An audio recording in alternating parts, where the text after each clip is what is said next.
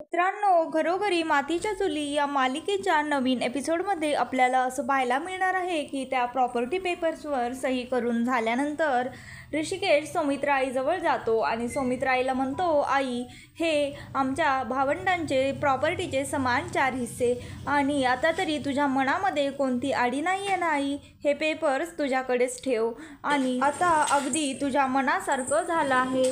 तू जसं सांगितलं होतंस तसंच केलं आहे. असं बोलून ऋषिकेश ते पेपर सौमित्र आईच्या हातामध्ये देतो.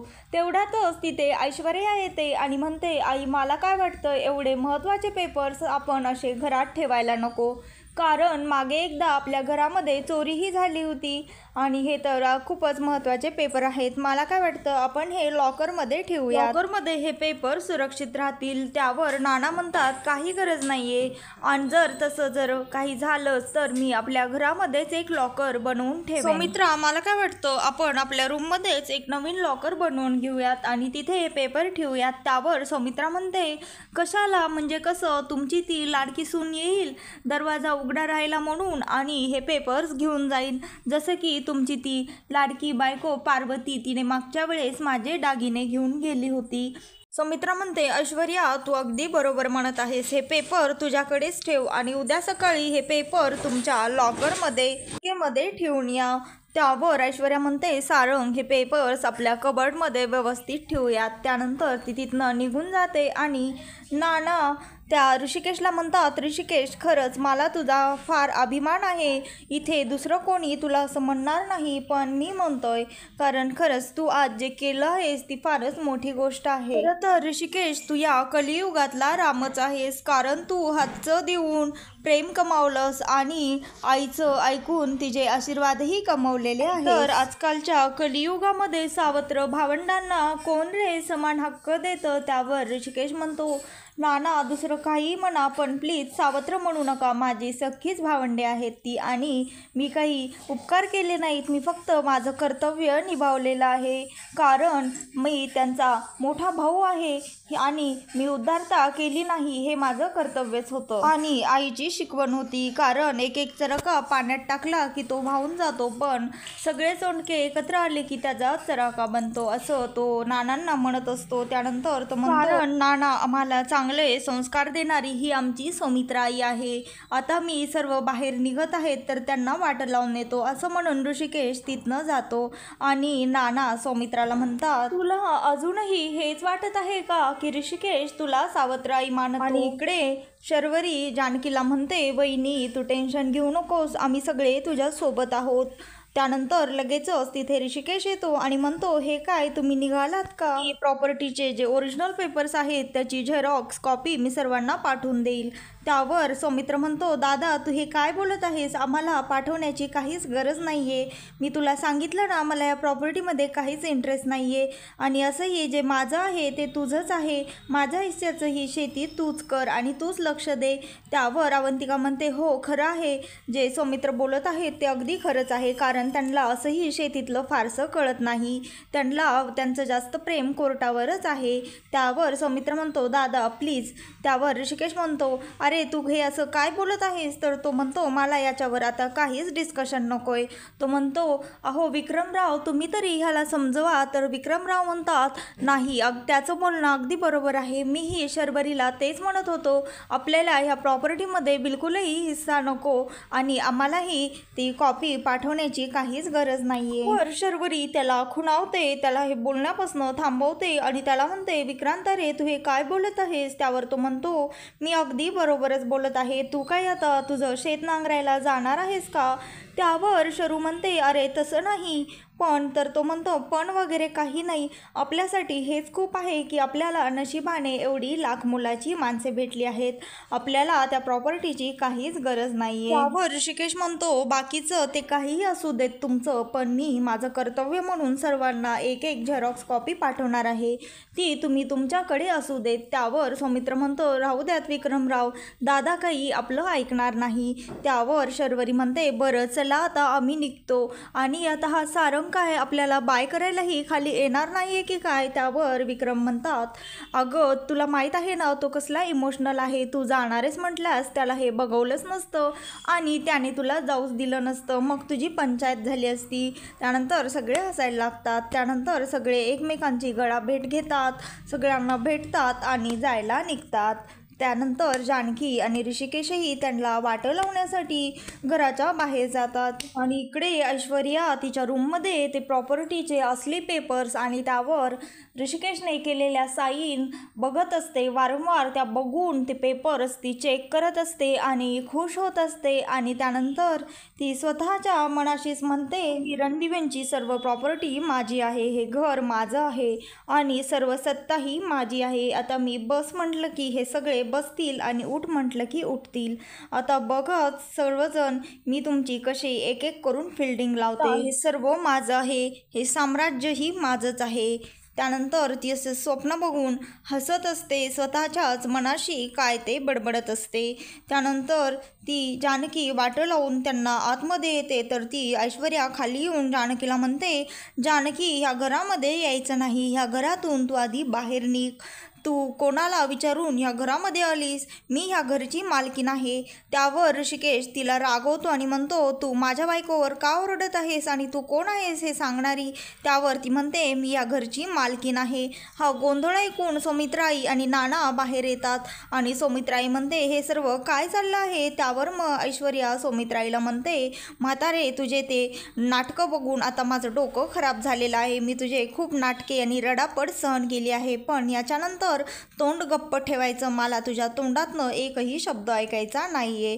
त्यावर नाना तिला रागवतात आणि मोठ्या आवाजात म्हणतात, ऐश्वर्या तुला समजतंय का, तू काय करतेस. तर त्यावर ऐश्वर्या म्हणते, थेटक्या तू तर एकदमच शांत बस, नाहीतर एवढा आवाज वाढवलास तर इथेच मरशील, गचकशील. त्यानंतर ती हसत तिथे बसते चेअरवर आणि मीच आता या घरची मालकीण आहे, हे सर्व साम्राज्य माझं आहे. आता बघा मी एकेकाची कशी वाट लावते. आणि नाना तुम्ही तर बघाच, कारण माझ्या डॅडांच्या अगेन्स्ट कंप्लेन करणारे तुम्हीच होतात, त्यामुळे तुमची तर मी कशी वाट लावते आणि तुम्हाला योग्य ठिकाणी कसं पोहोचवायचं आहे हे सर्व मला चांगलंच माहीत आहे.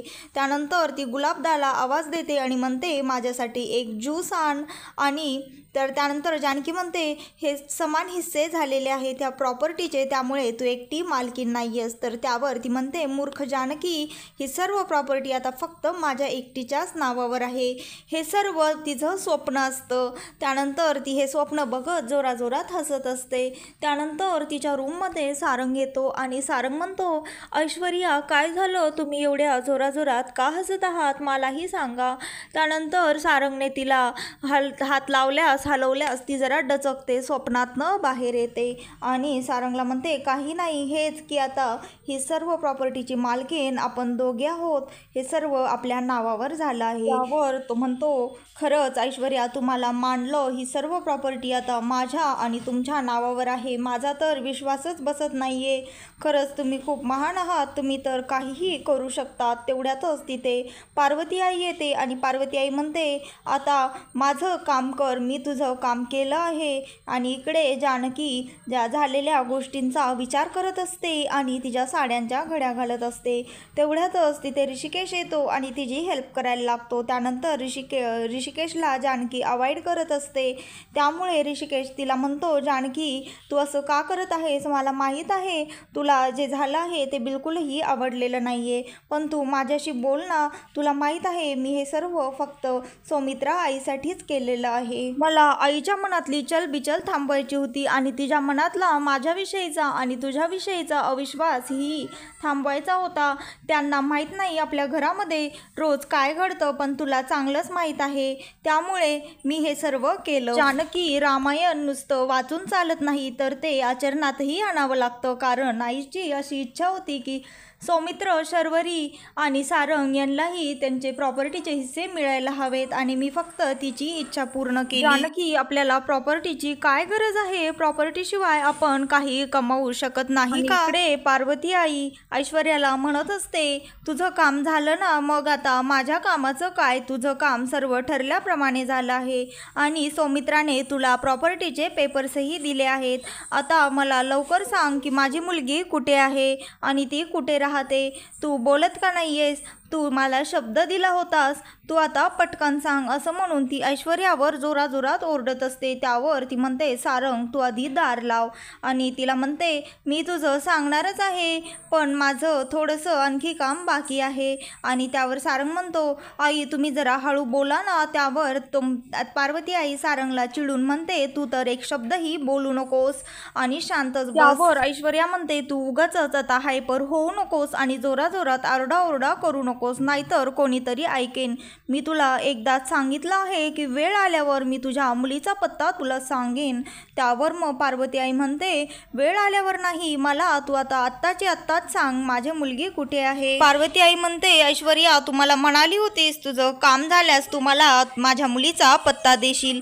आता गप गुमानं माझ्या मुलीचा पत्ता मला तू दे. काही तुम्हाला तुमच्या दोघांचं खेळणं वाटलं का? हवं तसं मला खेळवायला. त्यावर ऐश्वर्या म्हणते, अगं सांगते ग, जरा धीर धर, किती घाई करशील. आणि जरी मी तुला आत्ता पत्ता सांगितला तरीही तू तुझ्या लेकीकडे जाऊ शकत नाही, कारण तुला माहीत आहे ना घरामध्ये काय सिच्युएशन चालू आहे. आणि जर अशा सिच्युएशनमध्ये तू अचानक घरातनं गायब झालीस तर सर्वांचा संशय तुझ्यावर येईल आणि सर्वांना वाटेन की तुला घरातनं प्रॉपर्टीचे हिस्से झाले की लगेचच तू अशी गायब झाली आहेस. इकडे ऋषिकेश जानकीला म्हणत असतो, तू माझ्यासाठी आणि मी तुझ्यासाठी, आपण दोघंच एकमेकांसाठी खूप आहोत, आपल्याला प्रॉपर्टीची काहीच गरज नाही आहे.